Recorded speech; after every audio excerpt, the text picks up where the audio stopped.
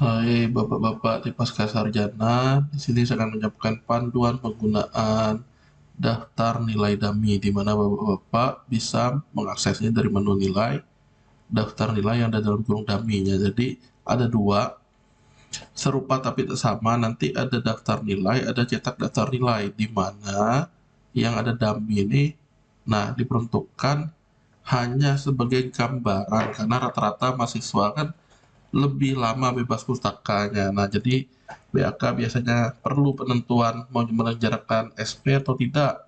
Nah, sambil menunggu bebas pustaka.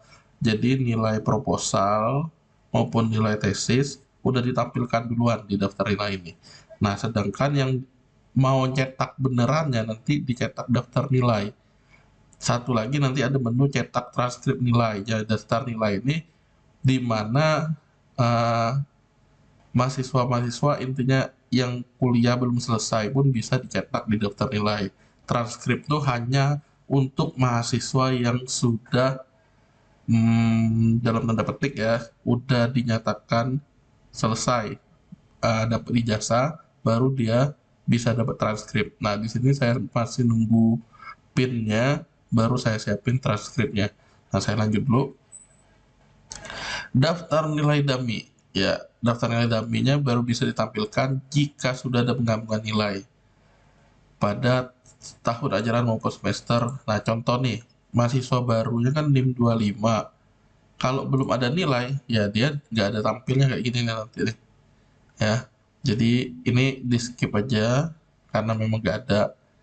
Ini yang dimaksud dengan poin pertama. Poin kedua ini yang saya bilang tadi, fitur ini akan termasuk menampilkan nilai sidang proposal maupun nilai sidang tesis walaupun belum bebas pusaka. Untuk apa?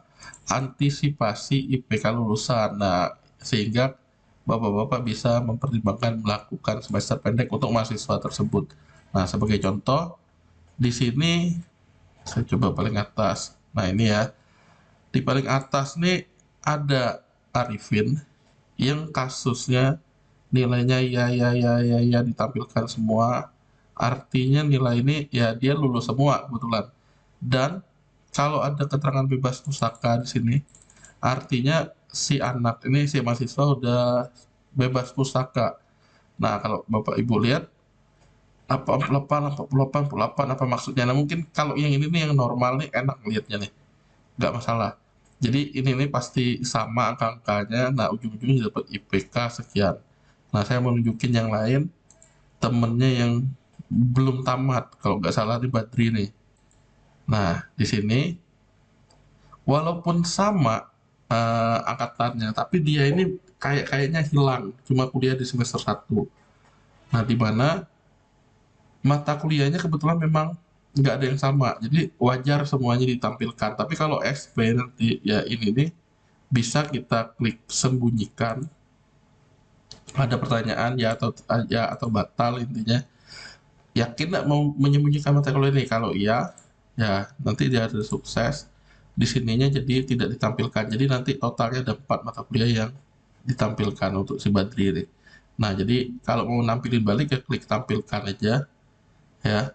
Klik tampilkan baru di ya. Nah, sekarang kayak gini penjelasannya. Sambil saya jelasin, total SKS keseluruhan adalah semua kolom ini dijumlahin. Jadi ada 5 mata kuliah kali 3 SKS 15. Total SKS hanya ditampilkan dalam artian seperti ini. Ini ada ya, satunya tidak. Nah, artinya ini yang tidak ditampilkan di daftar nilainya maupun di transkrip nanti. Tapi sekali lagi kalau dia belum belum bebas pustaka ya nggak ada transkrip ya yang ini ya. Nah, jadi untuk daftar nilai. Total SKS hanya yang ditampilkan. Kenapa 12? Karena kurangin 3. Total SKS lulus keseluruhan. Kebetulan ada satu mata kuliah 15 SKS itu 3 yang nggak lulus berarti 12. Total SKS lulus kebetulan yang ditampilin 12. Kenapa? Nah, misalnya yang ini saya sembunyikan nih. Saya yain. Nah, hasilnya akan jadi 9. Kenapa? Walaupun lulus, yang ini nggak ditampilkan, yang ini nggak dihitung nih jadinya. Jadi sisanya 9 nih, yang 3 SKS ini. Total SKS gagal 3.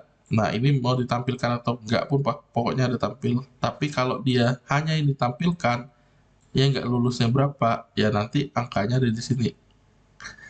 Kalau kita klik tampilkan, ini saya ubah klik tampilkan, dia nggak lulus. Nah, kita lihat harusnya dia berganti nanti jadinya seperti ini. Total SKS gagal yang ditampilkan ada 3.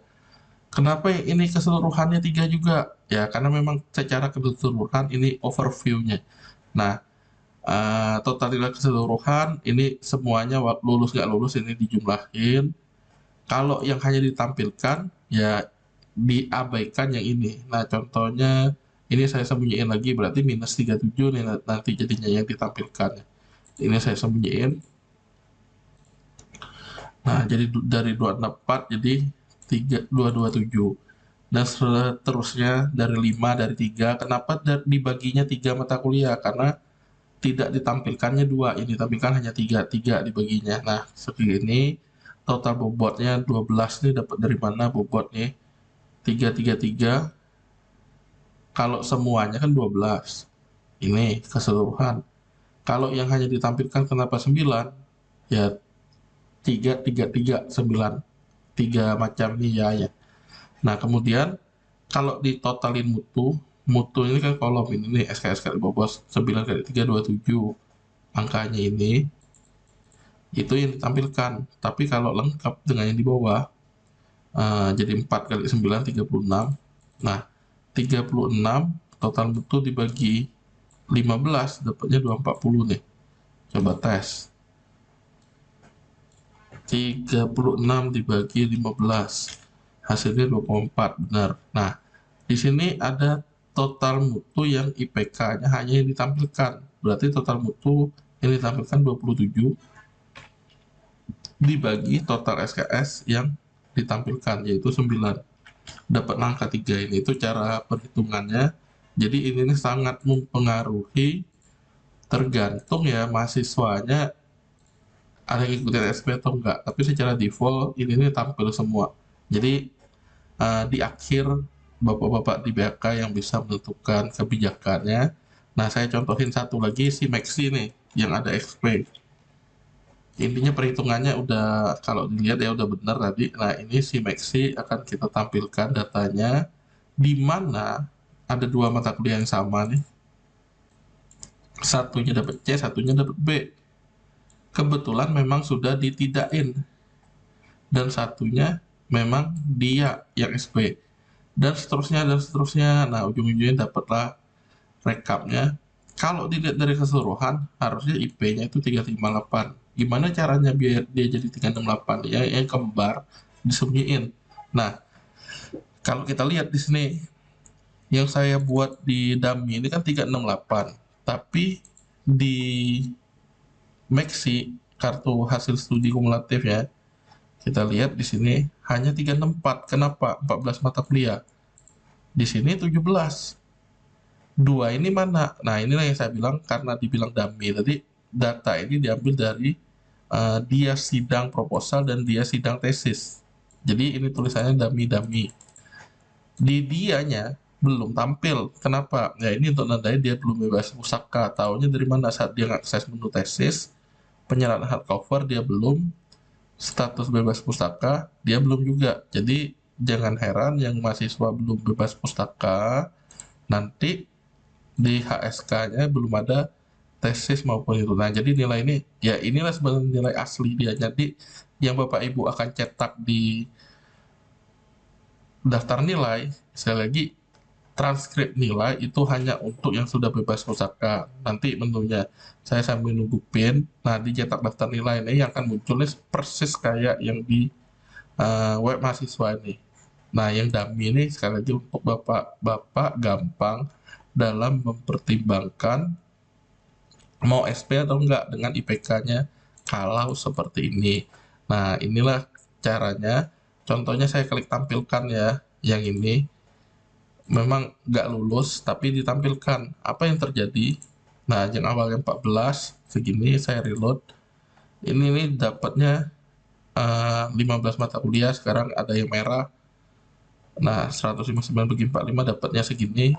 Kok 353 katanya di sini berapa? 358. Kenapa seperti itu? Sekali lagi ini sudah ada tambahan yang proposal tesis sama tesis yang dummy. Nah, jadi kalau IP-nya jadi kecil, ya menurun ya. Ya ini karena udah SP, ya harusnya disembunyiin yang nggak lulusnya dia, tinggal kita reload.